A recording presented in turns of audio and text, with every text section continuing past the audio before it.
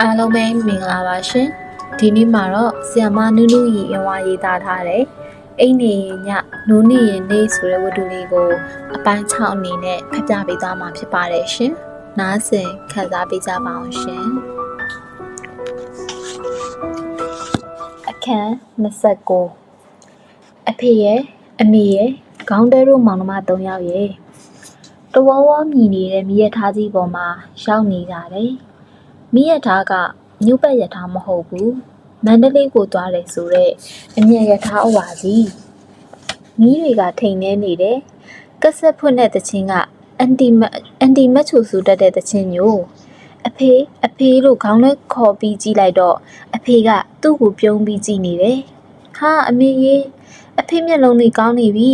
အချိုင်ကြီးတွေမဟုတ်တော့ဘူးလို့ဝမ်းသာအားရအော်ပြီးအမေကိုကြည့်တော့အမေမျက်လုံးတွေထဲမှာလဲတိမ်ပြူတွေမရှိတော့ပါလားအဖေတားကိုမြင်ရလားလက်တို့ညီမလေးတို့ကိုရောမြင်ရလားလို့ခေါင်းထဲကအော်မိတာကိုမိရထားတန်ကြီးကတဝဝနဲ့ဆိုတော့အဖေနာကိုလက်ကပြီးဟင်းနဲ့လုံနေတယ်အမေတာသိပ်ပျော်တာပဲခေါင်းထဲအော်လိုက်တော့အတန်ထွက်လာတာကတိုးတိုးလေးဟာဒုက္ခပါပဲခေါင်းထဲကထပ်အော်ပြန်တယ်အဖေသားတို့ကိုတရိษံလိုက်ဖို့ပြီးလို့ရလားရွှေကုံဖျားကိုလည်းသွားမယ်နော်ဟာအတန်ကလည်းအမေကမြေထားတကားကြီးကိုဖွင့်လိုက်တော့နေတွေတအားဝင်လာတယ်မိုးဆက်တွေရောအာချမ်းနဲ့အမေကအဖေတကားပြန်ပေးလိုက်ပါချမ်းနေခေါင်းထဲလက်နိုးလာတော့တော်ဝအတန်ကြီးကိုကြားနေရတော့မယ်တကယ်မြေထားပေါ်မှာလားလို့ထင်လိုက်ရင်ဘီကအဖေကိုစမ်းကြည့်တော့အော်အဖေအိတ်နေတာပဲတဝဝတန်လားမိုးတွေရွာနေတဲ့အတန်ပဲမိုးဆက်တွေကလီနဲ့အိတ်တဲ့နေရာထိလာပတ်နေတယ်ခေါင်းအောက်ကလက်ဆွဲတော်ဓမီလေးကိုစမ်းနေကြအတိုင်းဆန်းကြည့်ပြီးပြန်အိတ်တယ်အဖေနာကိုတိုးပြီးအဖေကိုပေါ်ကဆောင်းကိုဆွဲချုံရင်းပေါ့အလုံးယုံတစ်ခုလုံးမှောင်ပိန်းနေတာပဲခုလိုအချိန်ဆိုခေါင်းတွဲလဲအဖေတို့လိုပဲဖြစ်သွားတာပဲဘယ်နေရာဖြစ်မှောင်နေတယ်လေခေါင်းထဲမျက်လုံးတွေလေးပြီးထက်ကနေအမိတ်မှာအလုတ်ယုံတွေကိုဝင်းငနဲ့ဖြစ်သွားတဲ့မီးရောင်ကိုမြင်လိုက်ရတယ်။ခေါင်းထဲမျက်လုံးတွေကြပြကြပြန်ဖွင့်ပြီးလူးလဲထထိုင်နေ။မီးရောင်ကပျောက်သွားပြန်ပြီးချစ်ချင်းပြန်ပေါ်လာတယ်။လက်နဲ့တမီးရောင်ပါလား။အလုတ်ယုံထဲမှာလူရောက်နေပြီ။တခိုးရောက်နေပြီ။ခေါင်းတွဲရင်တွေတိတ်ခုန်လာတယ်။ခေါင်းအောက်ကတမီးလေးကိုအားကိုတကြီးစုပ်ထားရင်ထိုတမီးရောင်ဒီဘက်ဝေးလာတော့အိယာပေါ်ပြန်လဲချမိတယ်။အသက်မရှူရဲပဲငြိမ်နေမိတယ်။လက်နဲ့တမီးရောင်ကခေါင်းထဲမျက်နှာပေါ်ကနေအသေးရစရာဖြတ်သွားပြီးအလုံးယုံတစ်ခုလုံးကိုစီမီနေပြေထိုးကြည့်နေတယ်။တနေရာပြီးတနေရာအေးစစ်စစ်လိုက်ကြည့်နေတယ်။အော်ဒီထဲမှာရှိတဲ့လူတွေကမမြင်တွေကိုအလင်းရောင်ဆိုတာဘာမှမသိတဲ့သူတွေကသူတို့ကိုဘလောက်ပဲဓမီနဲ့ထိုးဘာသိရှာမှာလဲ။အတန်သာမထွက်စေနဲ့ကြိုက်တယ်လို့ကြည့်ပြီးကြိုက်တဲ့ပစ္စည်းယူတာယူပြီးရောကြိုက်တယ်လို့လုပ်ပြီးရောခေါင်းတွဲတပြေးပြေးချင်းပြန်ထားပြီးကြည့်တော့ဓမီနဲ့လူကဦးဆန်းမောင်တို့ကြောင့်အိမ်ပေါ်ကပစ္စည်းလေးတွေကိုကန်ကြည့်နေတယ်ပြီးတော့တခုကိုယူလိုက်တယ်လက်နဲ့ဓမီအောင်ဖြက်ကနေပျောက်သွားပြန်တယ်ဟာဒုက္ခပဲတခိုးကြီးပစ္စည်းတွေယူနေပြီအရင်ညတွေကတော့တခိုးလာပါစေဟုဆူတောင်းရတာခဏပဲတခိုးလာရင်ရိုက်ဖို့ဆိုပြီးယူထားတဲ့တော့ခေါင်းရင်းမှာရှိတယ်။ဦးအောင်တို့ကိုကြလေကြွားပြောပြီးတကယ်တမ်းကျတော့မရရဲတော့ဘူးကြောက်နေတယ်။တခိုးကြီးမှာဓားတွေပါလာရင်ဘယ်နဲ့လုပ်မလဲ။တခိုးကချစ်ချင်းထပ်ပြေးသွားမှာပေါ့။လက်နဲ့ဓမီအောင်ကမက်ကန်နီတို့ဘက်ရောက်သွားပြန်ပြီ။ဘာတွေရိုးမလို့လဲ။ဟိုတခါကလည်းမက်ကန်နီတပူးလေးခိုးသွားတာတဲ့။အိုးယောက်ျားပဲတတိရှိရမယ်လို့အဖေကပြောတယ်။ခေါင်းရင်းကဝါတို့ကိုခေါင်းထဲဆန်းပြီးယူတယ်။လက်နဲ့ဓမီအောင်ကခေါင်းထဲရိုးပဲရောက်လာပြီ။အဖေလက်ကိုခေါင်းထဲတအားဆွဲလှုပ်လိုက်တယ်။အဖေတခိုးကြီးထားကြပြို့။ခေါင်းထဲကကြောက်လန့်ပြီးငဲတန်းပါအောင်အော်တယ်။တုံနေတဲ့လက်ထဲကတုံနဲ့တခိုးကြီးစီကိုလည်းပြစ်ထဲလိုက်သေးတယ်။ဘမလဲတခိုးအလို့ယုံတစ်ခုလုံးနိုးလာကြပြီးအိတ်ချင်မူတူနဲ့စူးဝါအော်တဲ့ဂန်ဒီအတန်ကြားရတယ်။ဂန်ဒီလိုအော်ရာကလွဲပြီးသူတို့ဘာလို့နိုင်ကြမှာလဲ။ခ ခေါင်းတွေမလိုက်နဲ့နော်ကိုကန်ဦးကစိုးရင်တကြီးអော်ပြီးခေါင်းထဲអော်တန်ကြားရကိုပြေးလိုက်တယ်ဦးအောင်တို့ကလည်းလိုက်လာနေကြတယ်အဖေရှေ့မှာပြတခိုးကြီးချော်လဲနေပြီခေါင်းတွေကကြောက်လန့်တုန်လှုပ်တန်နဲ့ပြောရင်သူ့လက်နဲ့ဓမီနဲ့အတင်းထိုးထားတယ်ခေါင်းတွေရဲ့ဓမီအောင်မုံအောက်မှာတခိုးကြီးကရွှွန့်သေးတွေထဲမှာလက်ထောက်လိုမောနေတယ်လို့ပဲဟာတခိုးကြီးကကြီးလာပြီစပင်တွေမုတ်စိတ်တွေတောင်ဖြူးနေပြီပါးကြီးမှလည်းအနာကြီးနဲ့အနာကြီးကသွေးတွေစီးကြနေတယ်ချစ်ချင်းမဲ့ခေါင်းတွေကအန်အောကုန်ယူတန်းနဲ့သူ့ပါကိုတားထုတ်ချက်ထိသွားပြီအဖေမင်းသူ့နာမသွားနဲ့နော်ကိုကန်ဦးကသားစောနဲ့စိုးရင်တကြီးတားရင်ဆန်းနဲ့ဒီမှာကျွန်တော်တို့ခမ ्या ကိုဘာမှမလုပ်နိုင်ပါဘူးကျွန်တော်တို့မမြင်နေပါဗျာကျွန်တော်တို့ပစ္စည်းလေးတွေကိုသာပြန်ပေးခဲ့ပါကျုံမမယူပဲကျုပ်တခိုးမဟုတ်ဘူးရွှွနေတဲ့ကလူကြီးကခက်တိတ်တီနဲ့ပြန်អော်တယ်အမေတခိုးမဟုတ်ရင်ဒီတော့ခမ ्या ပါလို့ဝင်လာတာလေခေါင်းတွေကပြန်អော်တော့တခိုးကြီးကဖားလာရိုက်တာကွသွားခမ ्या လာဖြီးမနေနဲ့ဒီထဲမှာရွှွန့်သေးတွေပဲရှိတယ်ဘာဖားမှမရှိဘူးဖားရှိရင်ကျွန်တော်တို့ရိုက်တာနဲ့ညူးပြုတ်ပြီတခိုးကြီးကလက်နှိပ်တမီးအောင်အောက်ကနေหนีရဲတဲ့မျက်လုံးပြူးကြီးနဲ့ကြည့်နေတယ်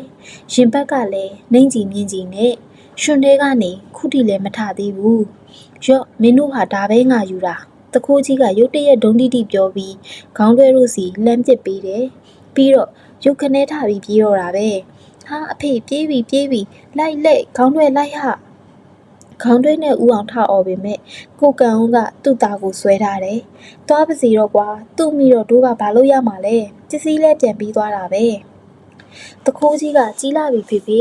အေးဒါကြောင့်ပြောတာပေါ့ကွာပစ္စည်းကဘာလဲဘသူကလဲ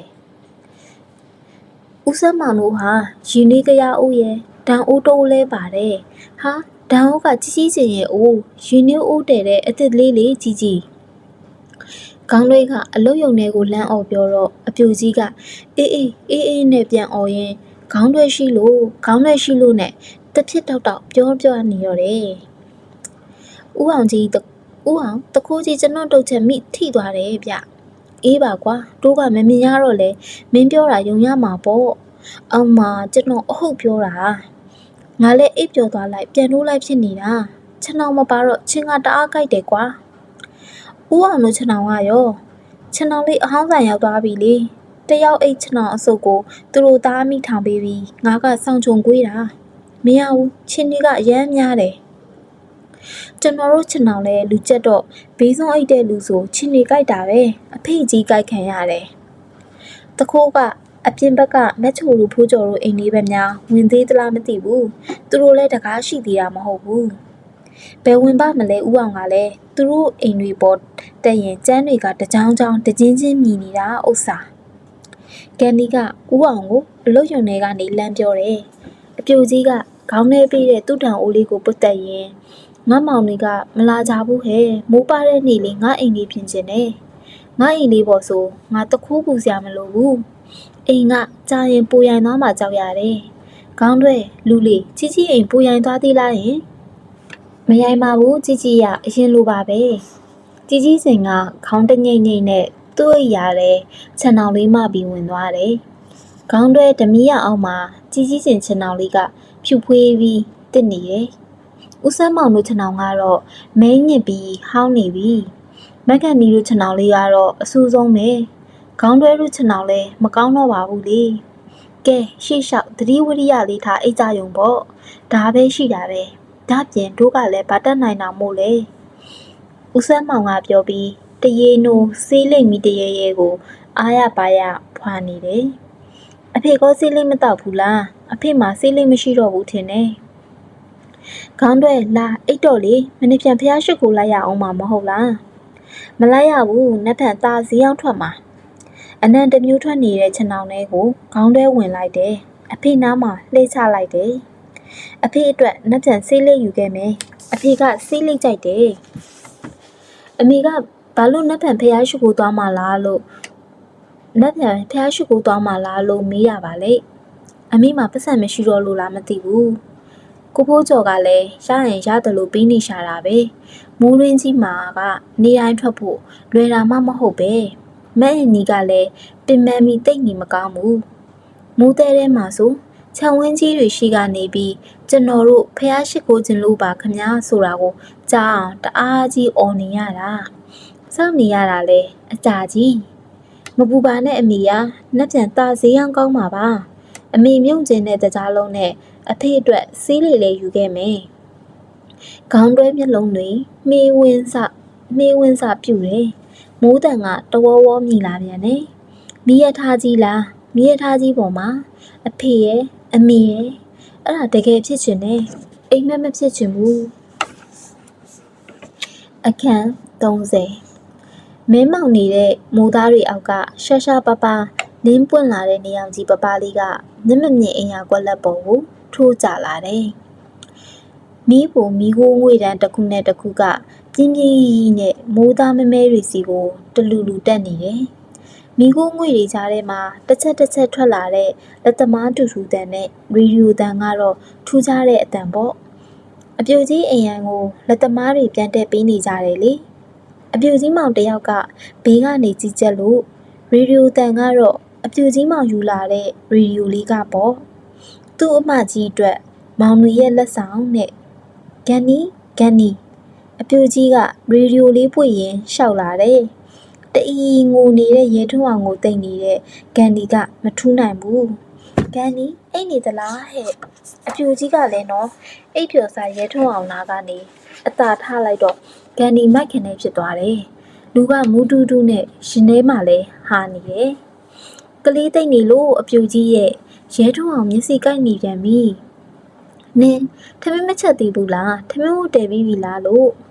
ကျမမချက်သေးဘူးဥအောင်အနှိပ်ပြန်လာမှလေအပြိုကြီးထမင်းကိုပေးပါကျမတည်ပြီးမှာပေါ့ငမောင်ကလည်းဒီမှာထမင်းစားမလို့တဲ့ဟင်းဝယ်လာတယ်ဘဲဥတွေလည်းဝယ်လာတယ်ဘဲဥတွေလည်းကြော်ပေးစမ်းပါအောင်ရတယ်လေကျမလုပ်ပေးပါမယ်ထမင်းကိုနင်တို့သားမိအတွက်ပါပို့ချက်လိုက်သိလားငါဒီနေ့နင်တို့သားမိကိုထမင်းကျွေးပါမယ်ဒီနေ့တော့ကျမတို့တထင်းဟင်းနဲ့စားရတော့မှာပေါ့လေဘဲဥကြော်နဲ့မို့လားအေးလေအပြိုကြီးကလည်းဘဲဥတစ်လုံးကို3ချက်ခွဲတဲ့သိရဲ့လားအေးဟဲ့အပြိုကြီးရေဒီယိုကထွက်လာနေတဲ့တခြင်းတန်ကိုဘာမှမသိပဲနဲ့ဂန်နီလိုက်ငင်းမိတယ်လူကလည်းတွက်လက်လာပြီးတဆန်းဆန်းနဲ့မီးမွေးဖို့ပြင်တယ်ကျေးဇူးတင်ပါတယ်အပြိုကြီးရဲ့ကျမစာလုံးလုံးမူးချင်နေတာရင်ထဲမှာတအားဟာနေတာကျမမနေ့ညကထမင်းမစားရဘူးအပြိုကြီးရဲ့မညွစိန်တို့ဘာချက်ကြလဲအပြိုကြီးရေဒီယိုတန်ကမညွစိန်တို့ဘက်ရောက်သွားပြန်တယ်ထုံးစံတိုင်းပေါ့အပြိုကြီးကလည်းငပိရင်နဲ့ကစွန်းရွက်တို့လေခေါင်းတွဲသားဗလားသွားပြီလေခေါင်းတွဲပြန်လာရင်ငါ့ကိုပြောနော်သူ့အတွက်ငါဟင်းချန်ထားမလို့သိလားဟာကျွန်တော်တို့ဘောမပေးတော့ဘူးလားအမကြီးအမေဘာတူလဲဖိုးကြော်တို့လားအနီရောပါလားနင်တို့မပေးပါဘူးနင်တို့ကတထွေးတွေပဲခေါင်းတွဲကတခိုးဖမ်းပေးပေါ်ရလို့ငါပေးတာဟာလုတ်ပြန်ပြီမထေးပါဘူးဗျာအမကြီးတို့လိုမဟုတ်ပါဘူးတနေ့လို့တနေ့စားပါပဲဗျာအနီရောနေကောင်းသွားပလားဟုတ်ကဲ့အားမရှိသေးဘူးအပြိုကြီးကိုပြန်ဖြေတဲ့အန်နီတာအတန်ကဖြော့လီအပြိုကြီးရေဒီယိုလားကျွန်တော်လည်းဒါမျိုးတစ်လုံးလောက်လိုချင်တာဗျာနောက်မှဝယ်အင်းရင်ပြီးအောင်စောက်အောင်အိုးအမကြီးရေအိမ်ဆောက်ဖို့မစင်စားနိုင်သေးဘူးစားဖို့ပဲကျွန်တော်တို့ကကလေးတွေနဲ့ဗျအမကြီးတို့လိုမဟုတ်ဘူးအေးလေနင်တို့ကဒုက္ခရှာကြတာကိုဟဲ့အမကြီးကလည်းအဲ့လိုဒုက္ခလေးမျိုးမှမရှာရင်ကျွန်တော်တို့ဘဝဘာများအဓိပ္ပာယ်ရှိမှာလဲအပြိုကြီးကန်စားကိုမနိုင်ဘူးနော်သွားမပြောနဲ့ဂန်နီကရီမော်ရင်လန့်ပြောတော့ကိုကန်ဦးနဲ့ကိုစမ်းမောင်အတန်ကြားရတယ်ကစွန်းရွက်ကူကပြန်လာကြတာကစွန်းရွက်တွေအများကြီးရလာတယ်ဟေ့တို့နေရာတစ်တွေ့လာတယ်လူတယောက်ကတနာလို့ခေါ်သွားတာဒီကနေတော့တော်တော်ဝေးတယ်ရေအိုင်ကြီးထဲမှာကျွတ်တွေကတော့တအားတွေ့တာပဲအမလီအကောင်ပလောင်ကြောက်တတ်တဲ့မညူစိန်ကပြောတန်ကြရနဲ့လန့်ဖြန့်អော်တယ်ကစွန်းရွက်တွေကိုဝမ်းသာအားရကိုင်းနေရကအလန့်တကြားလွတ်ချတယ်လက်မနေနဲ့မင်းကြီးမှညံ့လေးချက်ကျုပ်ကစားလာပြီဒုက္ခပါပဲရှင်တို့ရေချိုးပြကြအောင်လေရှင်တို့ကိုယ်ပေါ်မှာကပ်ပါခြင်းပါလာအောင်မှာအေးပါကွာဂန်နီတို့လည်းယူချက်လေးအများကြီးပဲကျွန်တော်တို့လည်းယူအောင်မယ်ဗျို့ဖိုးကြော်လာယူလေကွာကျွန်တော်တို့ကကျွတ်နဲ့ကစွန်းရွက်ရောကြော်ပြမှာပဲဟဲအချုံမမလို့ဘူးအမညူစိန်ရဖယားတခင်ဘာလို့ရှောက်ပြောနေရလဲ အန်နီလဲကျွတ်ကောင်ဆိုအားကြီးသေးရတယ်ရွကလေးတော့ပါအန်နီရဲ့ငါ့မာဒုက္ခခေါင်းထဲကမရှိအငယ်မကလည်းမရှိမညူစင်ကကစွန်းရွက်တွေကိုချက်ချောက်လက်လက်နဲ့စမ်းပြီးတင်နေတယ်သူကင်တဲ့ကစွန်းရွက်ပေါ်မှာသူတင်လိုက်တဲ့ကစွန်းရွက်ပေါ်မှာလန်းနဲ့ကပ်ပါနေတဲ့ကျွတ်တွေကိုသူမမြင်ဘူးရှာပပလင်းလက်နေတဲ့နေအောင်ကြီးပပလေးရုတ်တရက်ပြောက်သွားပြီးမိုးကချစ်ချင်းမဲမောင်အောင်ဆိုင်လာတယ်အလုတ်ရုံမိုးပေါ်ကိုမိုးတွေတဖြောက်ကျလာကြပြီလုတ်ပြီးဟေးမိုးကတော့ဒီနေ့တနေ့တော့တိတ်စီချင်တာဟဲ့ငါအိမ်ဒီပြီးသွားအောင်လို့အပြိုကြီးကညင်းညူရင်ရေဒီယိုခလုတ်ကိုတောက်ခနဲ့ဆန်ပိတ်လိုက်တယ်အမလေးလုတ်ပါအောင်ဝေါကနေတဲချလိုက်တဲ့မိုးတန်ထဲမှာကျွတ်တယ်ခံလိုက်ရတဲ့မညူစင်ရဲ့လက်ဖြန့်တန်စူးဝါပေါ်လာတယ်ကိုကန်ဦးရဲ့စိတ်တူတန်နဲ့ဖိုးကျော်တို့ဂန်နီတို့ရဲ့ရည်တန်တွေမိုးတန်ထဲမှာပျောက်သွားတယ်မိုးကတဲလိုက်တာနော်အပြိုကြီးရဲ့ညီညွတ်တဲ့အစုံမှာမိုးကပိုးပြီးတဲလာတယ်ထုံးစံအတိုင်းအလုတ်ယုံတွေကိုမိုးရေတွေစီးဝင်လာကြတယ်အလုတ်ယုံအပြင်ဘက်ကအိမ်မလုံသေးတဲ့လူတွေလည်းရောက်လာကြတယ်ဂန်နီမီဟိုဘော်ကိုမိုးယိုကြတဲ့တရှဲတန်ကိုမိုးတန်နဲ့ဖုံးပြီးဂန်နီမကြားဘူးအပြိုကြီးဆန်ကိုမိုးရေပေါ်နဲ့ကြနာစီရင်ဆရာဖို့အတွက်စိတ်ကူးရင်နေတယ်ဟေ့မိုးရရင်မိုးရေချိုးမယ်မေလာရင်နှုတ်ဆုမယ်ဖေလာရင်အုံတီခွဲစားမယ်ဟေ့မိုးရရင်မိုးတန်တော်ကြားမှာအတကုံအော်လာတဲ့အတန်ဆူသေးလေးကိုအားလုံးကြားရတယ်ခေါင်းလေးပြန်လာတာမိုးရွာရင်မိုးရေချိုးမယ်အဖေခေါင်းနဲ့အတန်ကအလုတ်ယုံနဲ့ရောက်လာတယ်မိုးရေထဲမှာဘလောက်ကြာနေလဲမသိဘူးဒီကောင်အတန်ကမိခိုက်နေတဲ့အတန်ဒါပေမဲ့ထုံးစံအတိုင်းရှင်လူမျိုးလို့ဟီချမ်းလိုက်တာအဖေရော့စေးလိုက်မိုးရေဆူဥနေတဲ့ပစိုးကပိုက်လေးတွေကပလာစတစ်နဲ့ထုတ်ထားတဲ့ဆေးလေးနှစ်လိမ့်နဲ့တကြားလုံးဒီလုံးကိုခေါင်းထဲကထုတ်တယ်လာအမေစီလာစမ်းရေတွေတုတ်ပြရော့ဒီပစိုးနဲ့တုတ်ဆန်းဒီလိုကြတော့လေလူကြီးကလေးကောင်းတွေကအမေရင်ဝင်မှာတုတ်တဲ့ပစိုးနဲ့ရောနောတိုးဝရင်ချမ်းနေနဲ့អော်နေတယ်ညမှာတော့လူပီလေးခေါင်းတွေဖြားတော့တယ်အခန်း31ဖဲရလေးလိုပေါ့ပါနေတဲ့မိခဲခန္ဓာကိုယ်လေးကိုကိုကန်ဦးကတယူတရပွေထားတယ်အဖေဘာလို့ရမလဲသားလေး3ရက်တိတိအပြင်းပြားတဲ့တံကိုသားကလေးခံထားရတယ်တန်ချောင်းကလေးလူတန်ကလေးဒီတံကိုတော့မင်းအလူးလိမ့်ခံနေရတယ်မဟုတ်လားယင်မင်းပြားတာမိုးမီလို့တဲ့မိုးမီတာဘာကြောင့်လဲမိုးရထဲမှာဈေးရောက်ရလို့ဖះရှိခိုးလိုက်ရလို့အဖေတို့အမေတို့ကိုလှုပ်ကြွေရလို့အဖေယူရလိမ့်မယ်ခေါင်းလွဲကိုလေးတစ်ချက်တွန့်လာတယ်တာဘာလို့ချင်လဲတာအမီလဲရှိရဲ့နော်တာလေးဟစ်အင်းဆိုတဲ့အတန်တူတူလေးဟာငိမ်သက်မျော်လင့်နေကြသူတွေကြားထဲမှာအကျယ်ကြီးလိုပဲခေါင်းတွဲလေးရဲ့မင်းလေးကိုကြီးတနာလိုက်တာမြန်နေကောင်းပါစေလူလေးရဲ့အပြူကြီးမကျင်ကသူရတဲ့ဖျားစာတွေကိုတွရွတ်နေတယ်လက်နှစ်ဖက်ကလည်းဖျားကိုရီမှန်းပြီးလက်ရှက်ကိုလျက်တာခေါင်းတွဲမျက်လုံးလေးတွေဖြည်းချင်းပွင့်လာတယ်ကြီးကျင်ပါလားကြီးစင်ကဘာတွေရှိခိုးနေတာလဲဖျားဆိုတာအရှိဘက်ကိုရှိခိုးနေတာကြီးစင်ကတောင်ဘက်ကိုလှည့်ပြီးရှိခိုးနေတယ်ကြီးစင်ဘေးမှာမက်ကန်နီရဲ့ဦးအောင်ရဲ့ဟင်မက်ကန်နီရဲ့မျက်ရည်ပေါက်တွေကအိပ်ပျော်နေတဲ့ရဲထုံးအောင်လေးပေါ်ကိုတဆက်ကျနေတယ်ရဲထုံးအောင်လေးတနာပါတယ်မျက်စိမမြင်ရှာတော့ဘူးနော်အမီရောဘက်မှာလဲဟာအမီကလည်းဘာပြုတ်လို့ငိုနေရလဲဦးဆန်းမောင်ကအန်ကြီးကြိတ်ထားတာကြောက်စရာကြီးဦးဆန်းမောင်မိမနဲ့ကလေးတွေလည်းအမျိုးတွေစီသွားတာကြားလာပြီနော်ပြန်မလာကြသေးဘူးဖိုးလက်လည်းအမျိုးတွေစီမှာပဲသူကတော့ကြောင်းတက်နေတာပါကြောင်းတက်ရတာပျော်စရာကောင်းနေခေါင်းတဲ့အေးဘသူလဲကိုဖိုးကျော်လားဖះရှိကိုသွားဖို့လာခေါ်တာလားကျွန်တော်နေမကောင်းသေးဘူးဗျာ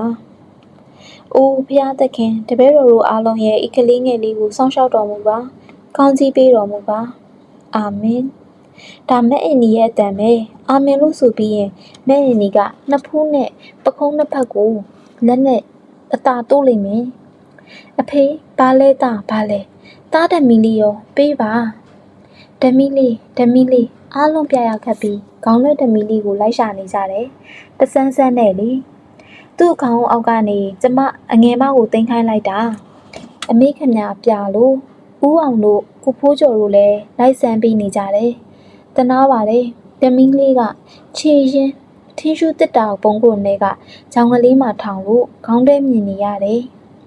အငယ်မကကြောင်းသွားနေရလေသူတို့ဘသူ့ကိုလိုက်မရမှမသိပဲတောင်လောင်ခတ်နေကြရှာတယ်တစ်တာထဲမှာဘာလဲသားဘာပြောတာလဲဓမီလေးတစ်တာထဲမှာ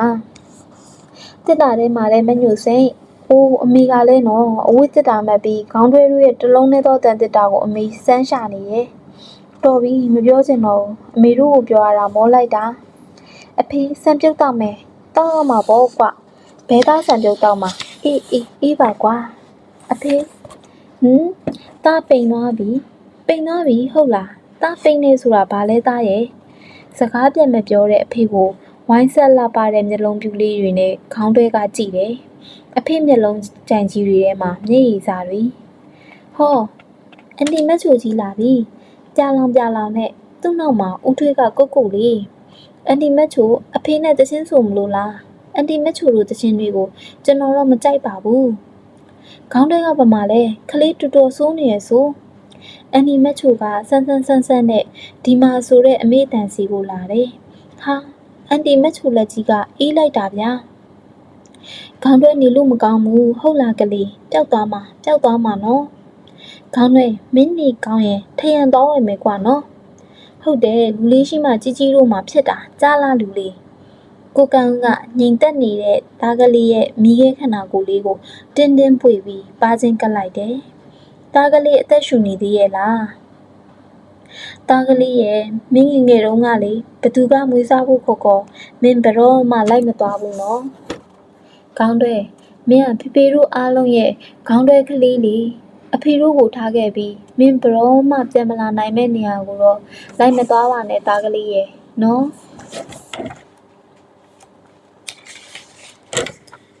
အခန်း32လာကြလို့အိမ်သူအိမ်သားများကျေးဇူးတော်အောင်မိကြစို့ကောင်းကင်တဲ့မြေကြီးအရာကိုဖန်ဆင်းသောဖရာအရှင်ကျွန်တော်တို့ဆင်းရဲသောနေရာသို့ကြွလာပါမည်လောသခင်အိုကျေးဇူးရှင်ထငါဝိညာဉ်နေနဲ့အတူသင်ဤဝတ်ကိုနေ့စဉ်ပြုမှုဖိုးကျော်ရဲ့ဂီတာတန်နဲ့အနီတာရဲ့နနက်ရန်ဓမ္မတီးဟာမြင့်မြင့်အိမ်ယာရဲ့နနက်ခင်းကိုအသက်ဝင်လာစေတယ်။ဂန်ဒီကရဲထုံးအောင်ကိုတအင်းချော့မော့ရင်နားထောင်နေတယ်။ဦးအောင်ကတော့အိယာပေါ်မှာထိုင်လို့ကိုစမ်းမောင်ကဆေးလိပ်ကိုဖွာလို့မချူနဲ့ကိုထွေးကတော့အပြင်ဘက်သူတို့အိမ်လေးပေါ်ကနေနားဆွင့်လို့အပြူကြီးကသူ့အိမ်လေးရဲ့ပရင်းပေါက်မှာမညူစိန်ကသူ့သမီးအငယ်လေးကိုပွေဖက်ထားတယ်။အငယ်မလေးကဖိုးကျော်နဲ့အန်နီကိုငေးကြည့်နေတယ်။နနက်ခင်းနေအောင်ကြီးပပလေးကဖြူဖြော့နေတဲ့ခေါင်းတွဲတို့ရဲ့မျက်နှာတစ်ချမ်းပေါ်မှာထိုးကြလာတယ်။ကိုကန်ဦးကိုအားပြူမိထိုင်နေတဲ့ခေါင်းတွဲရဲ့မျက်တွင်းဟောက်ပတ်မျက်လုံးဝိုင်းလေးတွေကနေအောင်လာရာကိုလိုက်ရှာတယ်။နေအောင်ကထရံပေါက်ကနေဝင်လာတာ။ကိုကန်ဦးကခေါင်းထဲပေါ်ခြုံထားတဲ့ဆောင်ပေါ်ကနေသားကလေးကိုတယူးတရဖတ်ထားမိတယ်။အင်အားချိနဲ့နေရှာတဲ့ကိုခန္ဓာလေးမဲနီတို့ဖျားရှိကိုထွက်မလို့လားအတန်ရဲရဲနဲ့ခေါင်းတွဲရဲ့ပါးကလေးကိုအေနီကစမ်းပြီးပုတ်တက်လိုက်တယ်ငါတို့ဖျားရှိကိုမထွက်ခင်နင်းအတွက်ရင်လာပြီးဖျားရှိကိုဆူတောင်းပေးတာလေကျွန်တော်နေကောင်းရင်လိုက်မယ်အေးပေါ့ဒီနေ့နင်းအတွက်တစားလုံးနေကိတ်မုတ်တွေရအောင်ယူခဲ့ပေးမယ်နော်ဘဲသားဆန်ပြုတ်ရောလေအီကလေးနဲ့ထုတ်ဝယ်ပေးခဲ့မယ်တိလားခေါင်းတွဲကသဘောကျပြီးပြုံးတယ်ဒါပေမဲ့အဲ့ဒီအပြုံးကိုသူတို့မမြင်ကြပါဘူးငါတို့သွားမယ်နင်စိတ်မပူနဲ့တိလားတို့ဒီနားတော့အိမ်တွေပဲသွားမှာနင်ဒီကောင်းပါစေဖျားသခင်စောင့်ရှောက်ပါစေအာမင်အကျင့်ပါနေတဲ့ခေါင်းလေးပါးစက်ကအာမင်လို့တူတူလေးလိုက်ရွတ်မိတယ်ကိုဖိုးကျော်ကဂီတာကိုလွယ်လို့မက်အန်နီကအင်ကြီးတစ်လုံးနဲ့ခလေးကိုချီလို့ဟိုကွေးတီကလမ်းလျှောက်သွားနေတဲ့ခေါင်းတွဲမပါတဲ့နစ်မြင်တစ်ယောက်လေဒီမှာရောအဖေအမေမက်ကန်နီဦးအောင်ဦးဆန်းမောင်အန်တီမက်ချိုဦးထွေးကြီးအပြူကြီးပြီးတော့ကော့လက်ထဲကတဝက်တစ်ပြက်အိမ်ငယ်လေးတွေ ဒါရီအားလုံးကိုခေါင်းတွဲချစ်တယ်ဝေးသွားတဲ့ကိုဖိုးကျော်ရဲ့ဂီတာတန်တဲကမိုးတက်လေနဲ့လွင့်ပါလို့လာနေတယ်။အိုးကဲတင်ရှင်ဆင်းရဲဒုက္ခကင်းရှင်းတော်မူပါကိုရောလက်နဲ့တို့တော်မူပါမိုးပေါက်ကလေးတွေတပေါက်ပေါက်နဲ့ကျလာနေကြပြီ။နုနုရီအင်းဝဟုတ်ကဲ့ပါရှင်အခုဆိုရင်တော့ဆရာမနုနုရီအင်းဝရေးသားခဲ့တယ်အိမ်နေရင်ညနိုးနေရင်နေဆိုတဲ့ဝတ္ထုလေးကိုအပိုင်း6အနေနဲ့ဖတ်ပြပေးခဲ့တာဖြစ်ပါတယ်ရှင်အဆုံးထိနားဆင်ပေးတဲ့အတွက်အထူးပင်ကျေးဇူးတင်ရှိပါတယ်တာယာသောနေ့ရက်လေးကိုပိုင်ဆိုင်နိုင်ကြပါစေရှင်